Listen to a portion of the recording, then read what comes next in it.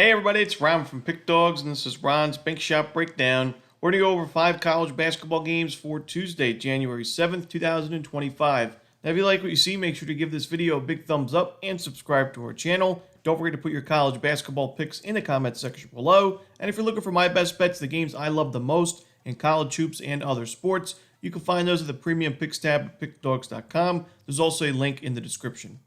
Alrighty, here we go. Here are the games for Tuesday in college basketball. First up, we have a great matchup between two top 10 teams, Tennessee and Florida. This one's 7 p.m. Eastern on ESPN2. Florida was undefeated until last game against Kentucky. They were 13-0. They lose that first game of the season on the road, but are still 8th in the AP polls. Tennessee, of course, is undefeated at 14-0 this season. Earned that first conference victory against Arkansas in a one-sided win, 76-52. But Tennessee is now on the road for this game in a tough place to play. This should be a very strong home court advantage for the Gators. And I thought that Florida, while they failed to cover and lost that game against Kentucky, I actually thought they were more competitive than expected. They put up 100 points in that one. The offense was fine. The defense, while it did give up some open looks, and they'll have to work on forcing tougher shots going forward. Kentucky just shot 48% from 3, 66% from 2. It's really tough to beat a team when they have that strong of a shooting performance.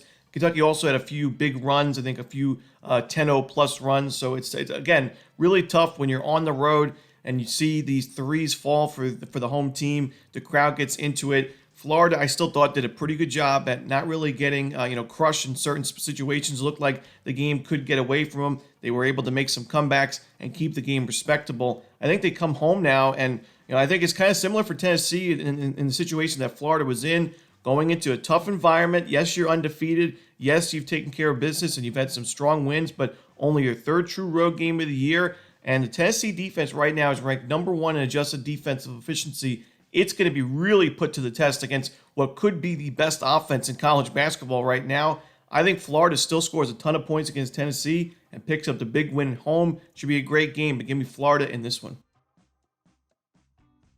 Next up, we have Arizona and West Virginia. This one's going to be 7 p.m. Eastern on ESPN+. I think Arizona is still really flying under the radar in the Big 12. And, part of that's because at the beginning of the season, they played a really tough schedule. And yes, they were 4-5 straight up at one point in non-conference play, but all their losses were to good teams. And I still think now when you look at Arizona, starting to conference play 2-0, picking up the road win at Cincinnati, I think Arizona is still one of the best teams in this conference. And now they're playing with revenge in this game, direct revenge, because these teams met in the non-conference neutral site tournament. It wasn't considered a conference game because it was a non-conference play, but it was an overtime win for West Virginia. Give them credit for that victory. But I still think Arizona matches up well in this game. I think they're improving as the season goes along. And I think West Virginia is a little bit overvalued because of that upset win over Kansas. Their big win streak right now is 7 games, already beating Arizona in the first meeting. I think West Virginia is good. I don't think they're elite, especially on the offensive side. Their defense has been strong, but this is a team that offensively, not the best shooting team, not a great offensive rebounding team, not getting those second chance opportunities. They don't get to the free throw line much. For me, unless West Virginia plays a almost perfect defensive game in this one, I don't think they stand a chance. So I'm going to go with Arizona, and I'm going to lay the points. Next up, it's Georgetown and Marquette. This one's going to be 8 p.m. Eastern on CBS Sports Network. Georgetown, I got to give them credit for that win on Friday. I liked Xavier in that game. It was a competitive game, just a 6-point win for the Hoyas, but Georgetown got it done nonetheless. Now they're 3-0 in conference play. A big turnaround this season. The Hoyas, last couple of years, and in the first year under Ed Cooley, 9-23 record. They were 2-18 in conference play. They already have more conference wins this year than last year, and they're 12-2 straight up. However, I don't love them in this matchup on the road in a really tough building against a really good Marquette team. And Marquette matches up so well because they force so many turnovers defensively, really aggressive defense. And Georgetown, that backcourt, not my favorite. I think it's one of the weaker backcourts in the Big East Conference. The front court is sturdy, and we've seen that this year. But I think we see Georgetown make a lot of mistakes in this game, a lot of turnovers. And I also don't think they're going to be able to make the tough shots to keep up in a game like this. For me, when you're playing Marquette and they can go on these big-time scoring runs when they're playing at home, you've got to be able to make some tough shots. And Georgetown ranked 266 in three-point shooting. Goes back to that backcourt not being the strongest. I think this is all Marquette in this one. Give me Marquette. I'm going to lay the points. Next up, we have Baylor hosting Cincinnati. This one 8 p.m. Eastern on ESPN+. Baylor had a pretty lackluster showing against Iowa State in that last game, a 19-point loss in a game that they were down as much as 25, but they closed the gap a little bit in the final moments. I think they can build on that in this game. And I know Baylor is not a team that we're used to seeing have 4 losses in the beginning of January, but you got to look at those games. I mean, their 4 losses this year were at Gonzaga at the very beginning of the season, a neutral site game against the number 1 ranked Tennessee Volunteers, a road game against UConn, very tough place and a very good team, the 2-time defending champions, and then the most recent game at Iowa State. So 3 true road games against college basketball powerhouses and a neutral site game against the number 1 ranked team. So Baylor, for me, is still an elite team, one of the best teams in this conference. They have a super strong home court advantage. I think they match up really well in this game. Cincinnati was off to a nice start in non-conference play, but they played a weak schedule, and that's kind of showing up now as they get into conference play, losing outright against Kansas State as a favorite, and then they were down by a big number against Arizona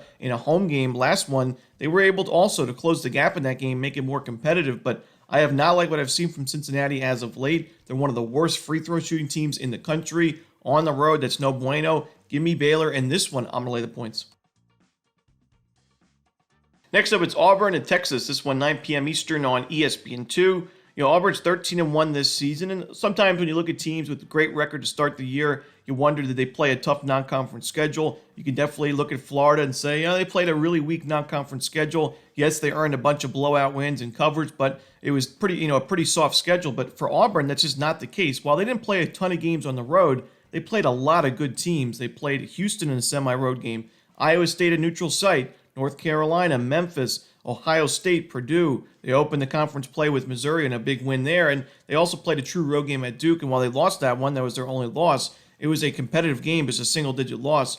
I think Auburn is, they're number 1 in KenPom for a reason. I think they are the best team in the country right now. I think they match up well in this game against Texas, and I don't love fading teams coming off a 20-point blowout loss because sometimes we don't get the best of the number. Teams bounce back from, bad losses like that all the time, but I just think when you look at Texas, they have a strong record, straight up this season, but they played a really weak schedule. Houston Christian, Chicago State, Mississippi Valley, Delaware State, Pine Bluff, New Orleans.